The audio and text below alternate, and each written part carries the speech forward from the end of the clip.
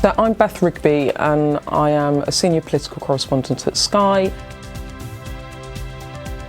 There was certainly a move by CCHQ, by Conservative campaign headquarters, to have as controlled a campaign as they could have. When it came to Sky, there were attempts, if you like, or a view that maybe we should get less access than perhaps the BBC and ITV. And it was quite a battle and it was quite tough going at the beginning, but you just have to keep going and you have to keep pressing. And eventually we did force questions. When you make a calculation about who you can drop in and out of a campaign, you really can't ignore the BBC or ITV. It's easier to be tougher on Sky and Channel 4, and I think that's what happened. We really did struggle at the beginning to get access, and that makes it hard because television relies on having faces on your screen saying things. So when certainly CCHQ at the beginning wouldn't put ministers up and they were running stories, that was difficult for us.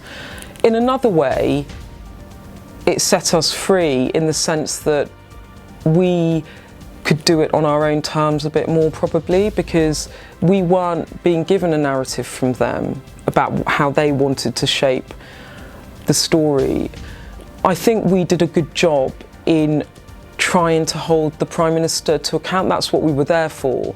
When politicians won't do head-to-head TV debates, won't really do more than, 10-minute sit-down interviews with broadcast journalists, will only take limited questions at press conferences, which was certainly the case at the beginning, have a manifesto launch whereby all the cabinet get rolled off the stage without being allowed to speak and aren't put up for interview, and you can't go on the ground and spend a day with Boris Johnson or Philip Hammond or whoever. Even if you aren't getting any access, you can try and shape the narrative and put things that voters are putting to her on the screen. And I think we did a good job with quite a difficult hand of cards to play, if you like.